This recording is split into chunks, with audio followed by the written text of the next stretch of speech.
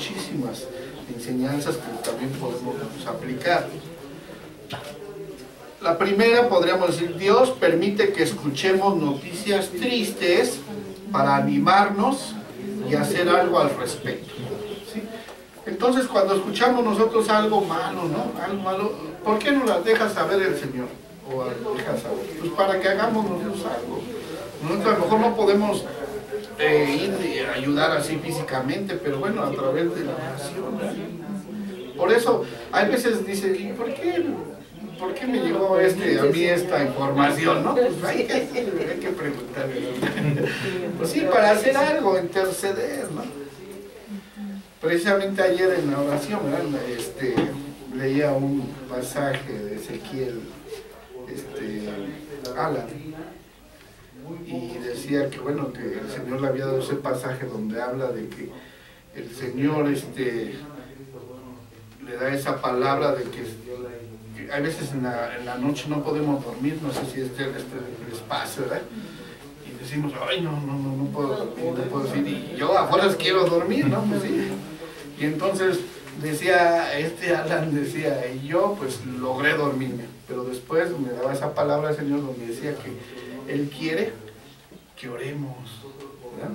Que oremos, por algo nos despierta, por algo nos inquieta, ¿sí? Entonces hay veces nosotros, sí, nos gana nuestra carne, a veces decimos, no, yo quiero dormir, no quiero saber nada, pero tenemos que ser, tenemos que estar pendiente a la voz de Dios, ¿verdad? Entonces aquí dice, Dios permite que escuchemos noticias tristes para animarnos a hacer algo al respecto. Entonces, nuestra oración, ¿sí? Cuando permitimos que Dios ministre a través de nosotros, aún los incrédulos sabrán que es obra de Dios, ¿verdad? Así es. Entonces aquí podemos ver eso, el rey. Él no creía en el Dios de Nehemías, ¿verdad? Pero, sin embargo, Dios pues hizo que aún el rey le ofreciera ayuda para poder lograr el propósito, ¿verdad? Otro punto dice, cada vez que sepamos de una necesidad urgente, debemos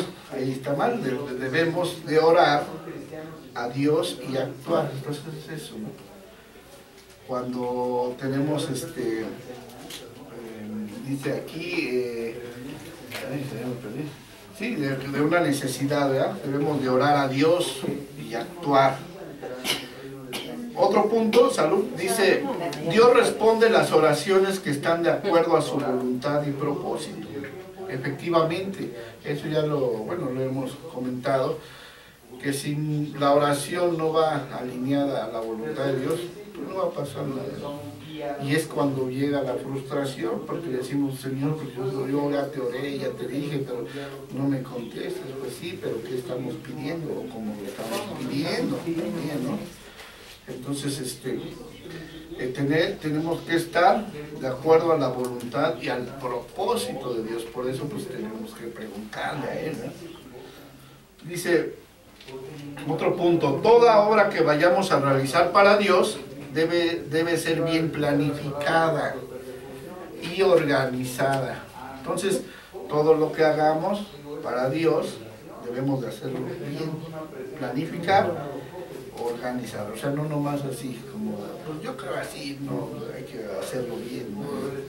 Como la palabra dice, todo lo que sea para Dios, hacerlo bien. Como dice, todas las cosas que hagamos, hacerlas como para Dios, ¿no? Dice, los obstáculos son una buena señal para depender más de Dios. Sí, efectivamente. Si no tuviéramos obstáculos, no buscaríamos realmente a Dios. Todo bien fácil, tengo todo, no necesito nada.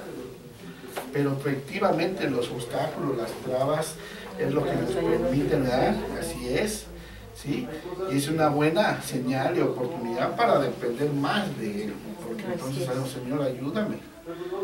Y vemos cuando el Señor realmente pues tiene su mano de favor sobre nuestras vidas y podemos lograr, ¿verdad?, las cosas.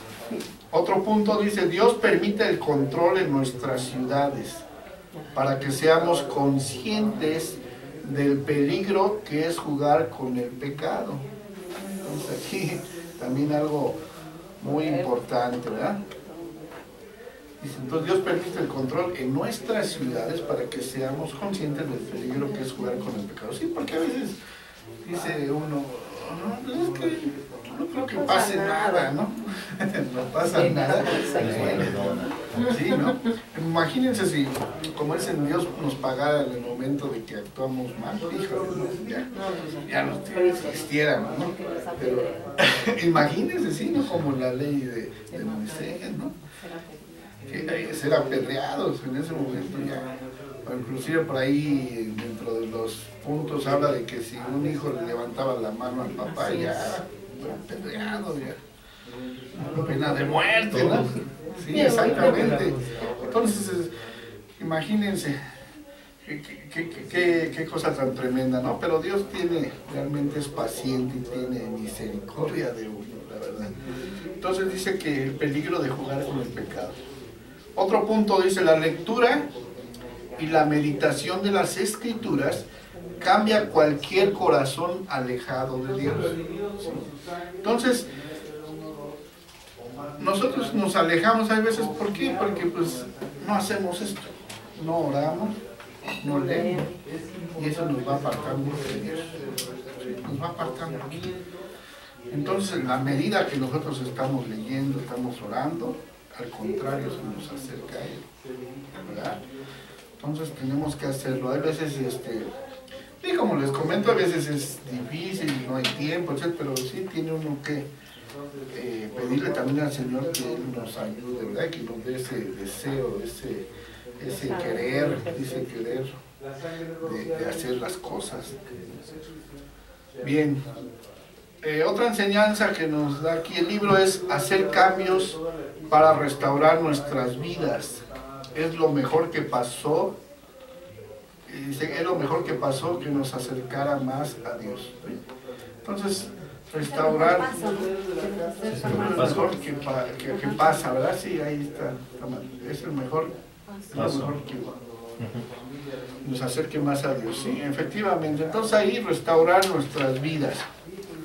Hacer cambios, ¿sí? Porque pues de nada sirve que entonces tengamos mucho conocimiento, pero si no lo hacemos o no lo aplicamos a nuestra vida, no tiene sentido, ¿verdad?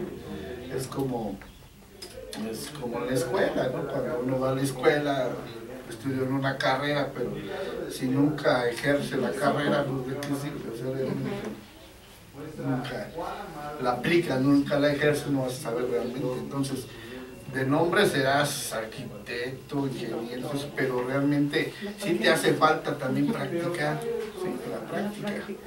Sí, por ejemplo, yo cuando mi esposa y yo salimos de la universidad, igual, ¿no? Somos, ya tenemos este título, pero ya vamos al trabajo y es otra cosa, ¿no? Y dices, ay, esto no me lo enseñaron, esto no lo vi, ¿cuándo me lo dijeron, no? No, pues ya es sobre la práctica, vas a aprender. Realmente hay muchos que no tienen carrera, pero siempre han trabajado sobre algo y aprenden y son hasta mejores que los que estudian, ¿no? Los que estudiamos realmente. ¿Por qué? Porque la experiencia, el trabajo, la práctica es lo que hace, ¿verdad? El maestro dice. Bien, aquí tenemos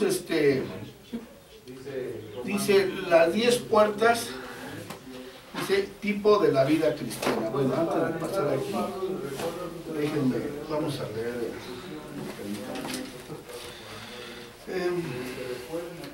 el capítulo 3 de Nehemías, ¿sí? Nehemías, versículo 1.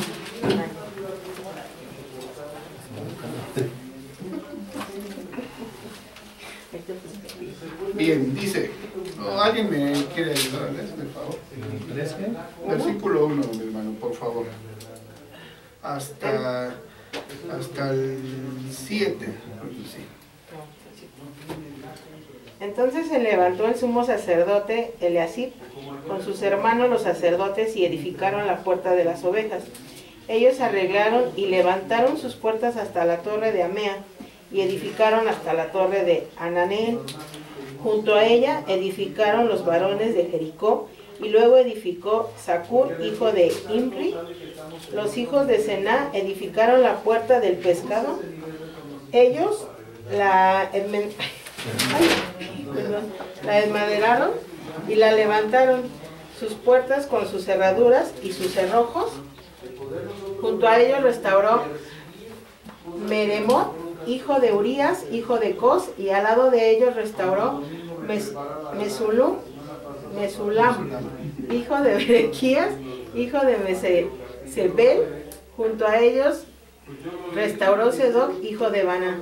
E inmediato a ellos restauraron los tecoitas, pero sus grandes no se prepararon para ayudar a la obra de su señor. La puerta vieja fue restaurada por Joaída, hijo de Paset, y a Mesulam, hijo de Besodías. Ellos la enmaderaron y la levantaron. Sobdías, la levantaron sus puertas con sus cerraduras y cerrojos. Junto a ella restauró Melatías, Jabaonita y Jadón, Meromonita, varones de Gabaón, de Mizpa, que estaba bajo el dominio del gobernador al otro lado del río. Hasta ahí, muchas gracias. Ok, bueno, aquí vemos precisamente en el capítulo 3, habla sobre cómo Nehemías precisamente distribuye el trabajo entre todo el pueblo, porque dice que la ciudad de Jerusalén tenía 10 puertas, 10 puertas, precisamente aquí empieza a hablar de esas 10 puertas, y que esas nosotros las podemos tomar para nuestra vida cristiana, ¿sí? Entonces, ahí precisamente en el versículo 1, dice, entonces se levantó el sumo sacerdote Eliasib con sus hermanos, los sacerdotes, y edificaron la puerta de las ovejas. Entonces ahí habla de la primera puerta. Entonces aquí, bueno, si tienen su manual o aquí lo estamos viendo, están las puertas, los nombres de las puertas. Entonces la primera puerta habla de la puerta de las ovejas, ¿verdad? Ya los vimos ahí, ¿no? En el versículo 1 dice, la puerta de las ovejas. Y dice que simboliza o se refiere a la cruz. ¿Sí? En Nehemías 3.1, que ya lo vimos aquí en 3.1. Y que si nosotros también lo comparamos con el Nuevo Testamento, pues hay relación. Si nos vamos a Juan 10.11, de favor. Juan 10.11. Si alguien me ayuda a leer Juan 10.11. Por favor. Sí, hermano, gracias. Yo soy el buen pastor su vida da por las ovejas. Amén. Ok. Entonces ahí habla de ovejas. Y en el Nuevo Testamento que habla de que yo soy el buen pastor. ¿Quién? Cristo. Así es. Entonces, precisamente está enfocado a eso. Entonces, ¿quién es nuestro pastor? Cristo. ¿Sí? Entonces, vemos la relación de esa puerta que tiene ese nombre, ¿sí? Y lo que simboliza y cómo lo enfoca en el libro de Nehemías, y también qué relación hay con el Nuevo Testamento, ¿sí? En el versículo 3 de Nehemías 3.3, si vamos ahí al libro, dice, los hijos de Sená edificaron la puerta del pescado. ¿Sí? Entonces la segunda es la puerta del pescado. ¿Qué simboliza? Pues es ganar almas. ¿Sí? El versículo, capítulo 3, versículo 3 de Nehemías, y está relacionado con Mateo 4.19. Sí. A ver, vamos a ver qué dice Mateo 4.19. Gracias. Y les dijo, venid en pos de mí y os haré pescadores de hombres. Entonces habla de ser pescadores de hombres, ¿ya? Entonces por eso se llama la puerta del pescado, ¿sí? Entonces tiene relación. Entonces, esto estamos hablando de ¿qué? De la construcción de la ciudad, de las puertas de Jerusalén. Cada puerta tiene un significado. Y esto, por eso les decía, pusieron las 10 puertas que lo podemos aplicar a nuestra vida cristiana, que es lo que debe tener un cristiano. Vamos a ver otros puntos nada más. A ver, vamos a ver 3.6. En el 3.6 dice la puerta vieja, ¿sí? Y aquí la ponen puerta antigua, es sinónimo, ¿verdad? Puerta vieja fue restaurada por Jodiada, hijo de Paseo. Bueno, entonces ahí la puerta vieja o la puerta antigua se refiere a la vieja naturaleza, ¿sí? Lo que nosotros éramos antes, ¿verdad? Antes de conocer a Cristo.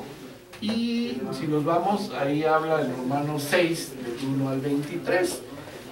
Bueno, está muy extenso, pero bueno, vamos a ver nada más 2 versículos. Romanos 6, 1, por favor. A ver, si me ayudan. Dice, ¿qué pues diremos? ¿Perseveraremos en el pecado para que la gracia abunde? En ninguna manera, porque los que hemos muerto al pecado, ¿cómo viviremos aún en él? Vamos. Ok, amén. Entonces ahí nos está hablando precisamente todos esos versículos del 1 al 23, habla precisamente sobre el pecado, ¿verdad? Que estábamos muertos en el pecado, ¿verdad? En nuestra vieja naturaleza. Entonces este es un cuadro que podemos nosotros ir tocando cada punto y aplicarlo a nuestra vida. En 3.13, si vemos ahí en Nehemías 3.13, pues habla sobre la puerta del valle. Y habla o simboliza el sufrimiento y las pruebas, ¿sí? Y está relacionado con 2 de Corintios 1, 3 al 5, que dice Corintios 1 del 3 al 5. Bendito sea el Dios y Padre de nuestro Señor Jesucristo, Padre de misericordias y Dios de toda la consolación, el cual nos consuela en todas nuestras tribulaciones, para que podamos también nosotros consolar a los que están en cualquier tribulación, por medio de la consolación con la que nosotros somos consolados por Dios. Porque de la manera que abunde en nosotros las aflicciones de Cristo, así abunda también por el mismo Cristo nuestra consolación. Amén. Entonces ahí habla de que Dios nos consuela en todas nuestras tribulaciones, siempre está al pendiente. Entonces, sufrimiento y pruebas cuando atravesamos a través de estas situaciones, ¿verdad? Y así vamos a ver la última, puerta del muladar, por favor. Que dice que se simboliza obras de la carne, y está precisamente en 14, y vamos a Gálatas 5, de 16 al 21, por favor.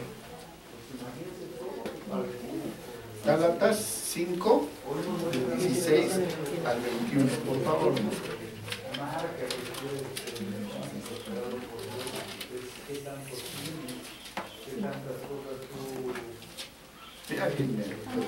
Por favor. Digo pues, andad en el espíritu y no satisfagáis los deseos de la carne, porque el deseo de la carne es contra el espíritu y el espíritu es contra la carne, y esos se oponen entre sí, para que no hagáis lo que queráis. Pero si oís guiados en el espíritu, no estáis bajo la ley, y manifiestas son las obras de la carne, que son adulterio, fornicación, inmundicia, lascivia, idolatría, hechicerías, enemistades, pleitos, celos, iras, contiendas, disensiones, herejías, envidias, homicidios, borracheras, orgías y cosas semejantes a estas, acerca de las cuales os amonesto, como ya os lo he dicho antes, que los que practican tales cosas no heredarán el reino de Dios. Bien, algo tremendo, ¿verdad? Entonces, eso está tremendo. Entonces aquí habla precisamente puertas del muladar, ¿no? Así como que ya con eso nos dice todo. Que se simboliza obras de la carne, o sea, que si nosotros permanecemos en nuestra carne o actuamos como nosotros creemos o como nuestro cuerpo así lo pide, por ejemplo, pues estamos fallando. Ahí nos dice que tenemos que andar conforme al Espíritu, ¿verdad? Para evitar todas esas situaciones, esas tentaciones que estamos expuestos, ¿verdad? Todos, que es el pecado. Porque, como dicen, el pecado el pecado es pues es algo, de alguna manera, si nosotros lo vemos desde el punto de vista de la carne, es algo sagrado, en cierta manera, al cuerpo, ¿verdad? Pero cuando nosotros andamos en el espíritu, ya es diferente, cambian las cosas, porque el Señor ahí empieza a trabajar y redarguye. Bueno, entonces imagínense, qué tremendo. Vamos a ver. Puerta del manantial del Espíritu Santo. Y está en 3.15 de Nehemías. Vamos a ver a Juan 7.37. Por favor, Juan 7.37. Sí, por favor. Juan 7:37. Sí, Dice, pero sabemos de dónde es, mas cuando venga el Cristo, nadie sabrá de dónde sea. 37. Juan, ¿no? 7. Sí, 7:37. Pero es de Juan. Juan. Sí, 7, del 37, ¿no? Ajá. Ah, dice, en el último y gran día de la fiesta, Jesús se puso en pie y alzó la voz diciendo, si alguno tiene sed, venga a mí y beba. El que cree en mí, como dice la Escritura, de su interior correrán ríos de agua viva. Esto dijo el Espíritu que había de recibir los que creyesen en él, pues aún no había venido el Espíritu Santo, porque Jesús no había sido aún glorificado. Así es, entonces Jesús es el manantial, ¿sí? O sea, realmente dice aquí que dice Jesús se puso en pie, dice, si alguno tiene sed, venga a mí y beba. Entonces el que bebe de él realmente nunca va a tener sed, ¿sí? Ya estamos, nosotros nos tenemos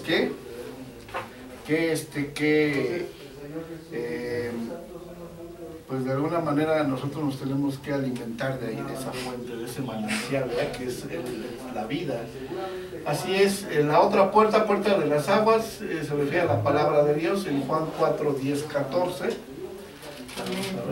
Sí, respondió Jesús y le dijo, si conocieras el don de Dios y quién es el que te dice, dame de beber, tú le pedirías y él te daría agua viva. La mujer le dijo, Señor, no tienes con qué sacarla, el pozo es hondo. ¿De dónde pues tienes el agua viva? ¿Acaso eres tú mayor que nuestro padre Jacob, que nos dio este pozo, del cual bebieron él, sus hijos y sus ganados? Respondió Jesús y le dijo, cualquiera que bebiere de esta agua volverá a tener sed, mas el que bebiere del agua que yo le daré no tendrá sed jamás, sino que el agua que yo le daré será de una fuente de agua que salte para vida eterna. La mujer le dijo, Señor, dame esa agua para que no tenga yo sed, ni venga aquí a sacarla. Entonces, el que bebe de esa agua no tendrá sed nunca más, ¿verdad? Que es su palabra. Bien. La otra puerta, puerta de caballos, y simboliza la guerra del creyente. Efesios 6, 10, 17. Por favor, mi hermana, gracias. Por lo demás, hermanos míos, fortaleceos en el Señor y en el poder de su fuerza. Vestíos de toda la armadura de Dios para que podáis estar firmes contra las acechanzas del diablo. Porque no tenemos lucha contra sangre y carne, sino contra principados, contra potestades, contra gobernadores de las tinieblas de este siglo, contra huestes espirituales de maldad en las regiones celestes. Por tanto, tomad toda la armadura de Dios para que podáis resistir en el día malo y habiendo acabado todo, estar firmes. Estad pues firmes, ceñidos vuestros lomos con la verdad y vestidos con la coraza de justicia y calzados los pies con el apresto del evangelio de la paz. Sobre todo, tomad el escudo de la fe, con que podáis apagar todos los dardos del fuego maligno, y tomad el yelmo de la salvación y la espada del Espíritu, que es la palabra de Dios. Amén. Gracias. Entonces ahí nos habla precisamente de la armadura, ¿verdad? La armadura de ya aquí lo dijo mi hermana, ahí la espada es la palabra. Entonces con eso nosotros vamos a hacer frente al enemigo. Dice que la lucha no es contra carne, sino potestades, ¿verdad? Bien. La otra puerta, pues puerta oriental, el retorno de Jesús, en Ezequiel 43, 1 y 2. Ezequiel.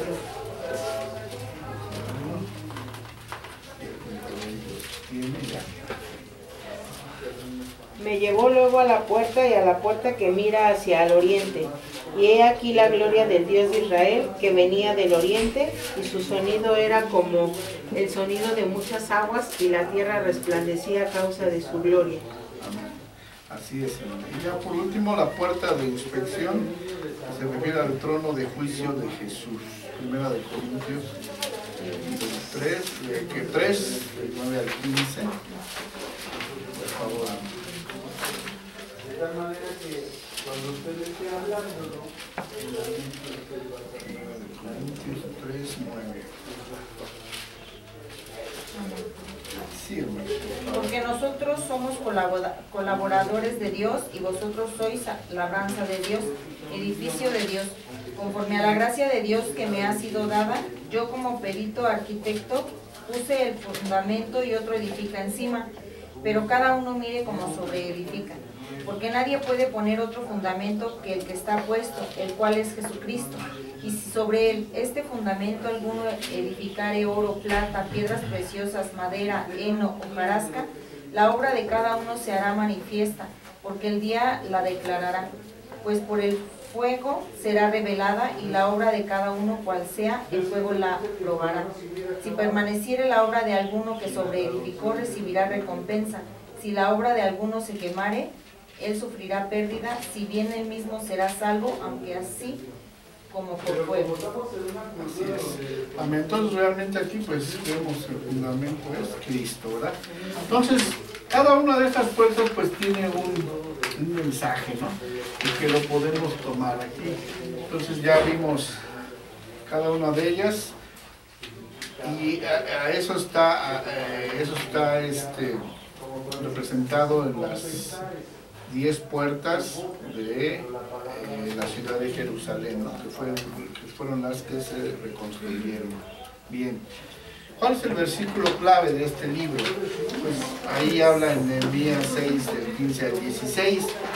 Dice, fue terminado pues el muro el 25 del mes de Elul, dice en 52 días, y cuando le oyeron todos nuestros enemigos, temieron todas las naciones que estaban alrededor de nosotros, y se sintieron humillados, y conocieron que por nuestro Dios había sido hecha esta obra. Entonces este es un pasaje de los más bonitos, porque aquí vemos realmente que realmente reconocieron, inclusive los incrédulos, realmente la obra, que esa era obra de Dios, ¿no? Porque en primera, para reconstruirla en 52 días, y a lo mejor ahorita ni con la maquinaria que se tiene no se construye en 52 días, ¿no? Porque ahora acá en Santaño ya lleva un mes, creo, es el mercado, ¿no? Entonces, ahí vemos que es obra, ¿no? Obra de Dios. Entonces realmente podemos ver aquí la mano de Dios que tuvo que ver para ser edificado nuevamente la ciudad, ¿verdad? Y dice aquí, los enemigos temieron todas las naciones que estaban alrededor de ellos, o sea, todos temieron y vieron y fueron humillados, ¿no? Se sintieron humillados por conocer la grandeza realmente de Dios. Muy bien, hermanos. Hermano, y que en esta relación de la reconstrucción podemos ver nuestras vidas, ¿no?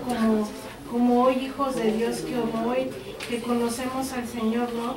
Cuando somos entendidos del sacrificio de Cristo en la cruz, ¿no? De que Él tuvo que pagar a precio de sangre por la vida de cada uno de nosotros, ¿no? Por el perdón de los pecados en cada uno de nosotros, y que como dice, ¿no? En la misma enseñanza, ¿no? Que dice que la lectura y la meditación es algo tan importante que va a traer ese cambio, esa transformación a cada una de nuestras vidas, porque efectivamente nuestra carne, nuestra debilidad, una de nuestras debilidades es nuestra carne, ¿no? Pero que con nosotros, cuando tenemos ese fundamento de quién es Cristo en nuestras vidas, pues obviamente viene esa transformación, ese ceder, o entregar esas barreras, a lo mejor que nosotros mismos nos levantamos, ¿no? Porque a lo mejor podría, en nuestro parecer, ser imposible el que Dios pudiera